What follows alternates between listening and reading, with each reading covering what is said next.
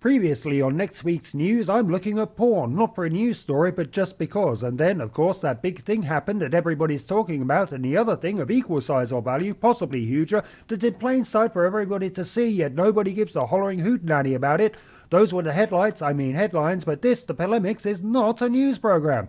It's a comedy show, so get ready for 10 minutes of mirth as I talk about mass murder.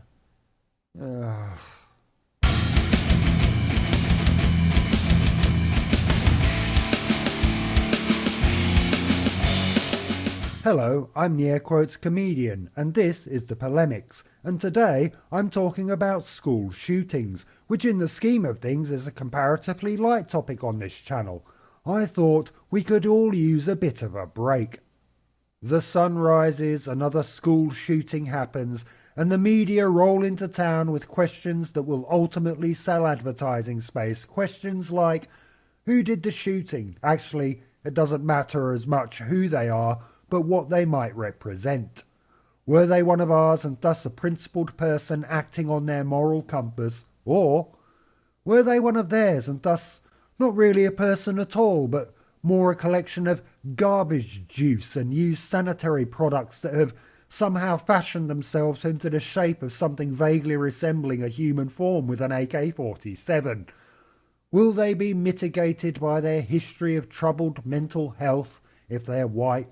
Or will they be vilified for having a history of troubled mental health while also having the audacity to be non-white? Was it an assault bullet or just a regular bullet?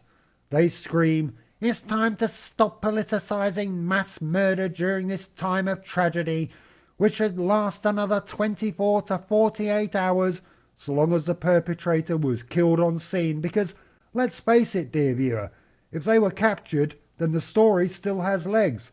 But if they're at large, then fucking forget it. Just open the door to the bank accounts and let those advertising dollars stream in like a Bellagio fountain raining blood.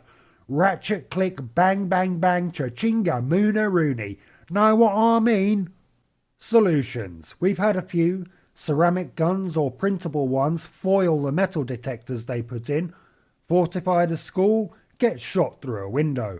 Arm the teachers. Is that before or after the teacher dips into their own pocket for classroom supplies? Are bullets a work-deductible expense when your job is teaching algebra? Would I have a firmer grasp of symbolic mathematics if I'd have known Mr. Thomas was packing heat in his tweed jacket? The solution to me seems so obvious.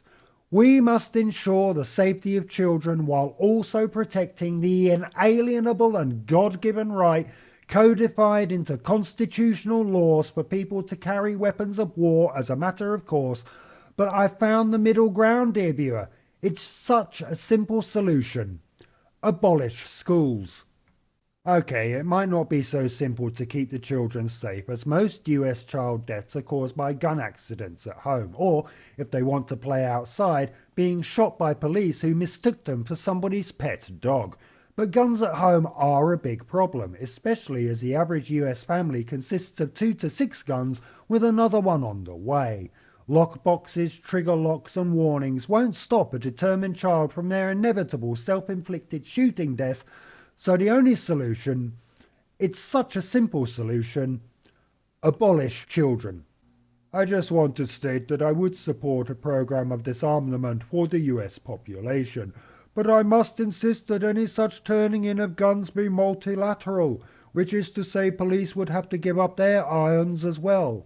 I don't think it's an unreasonable proposition, just an unrealistic one.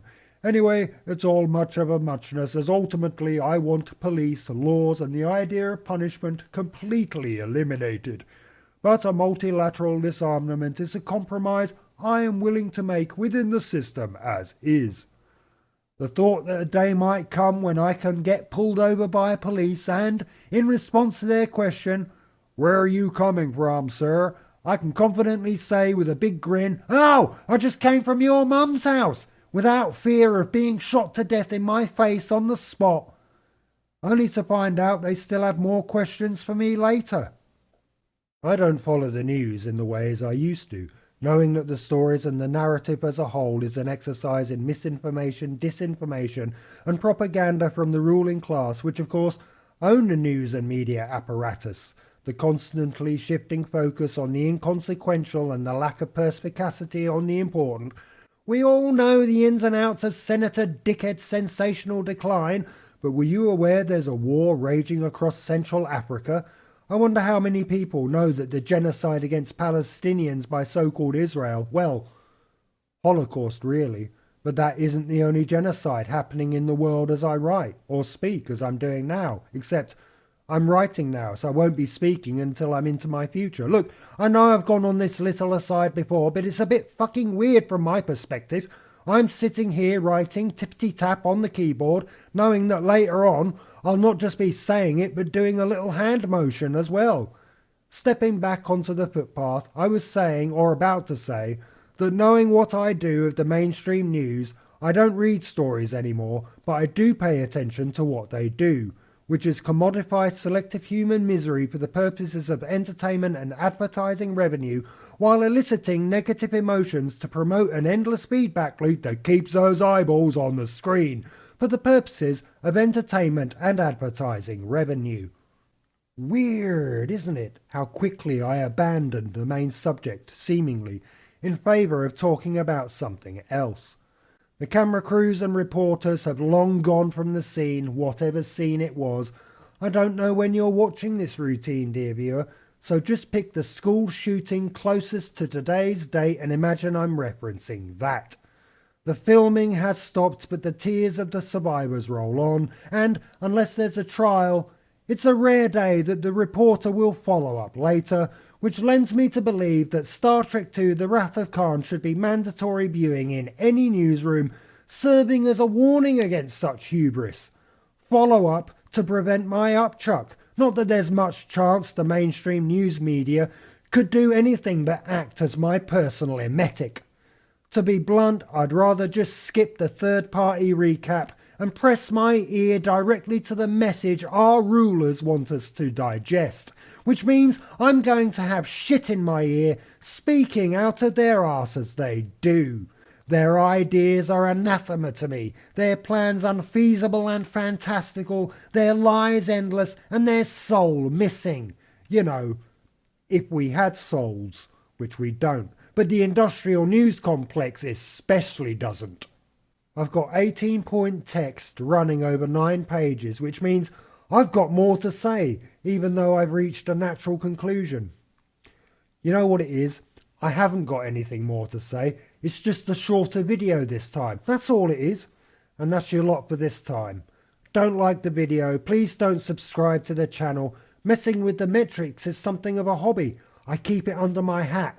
Oh no, I messed it up because I'm supposed to finish it on. That's the kinds of things I like to do. People won't know it's finished unless I do that. What am I thinking? I end them different now, don't I? Good night.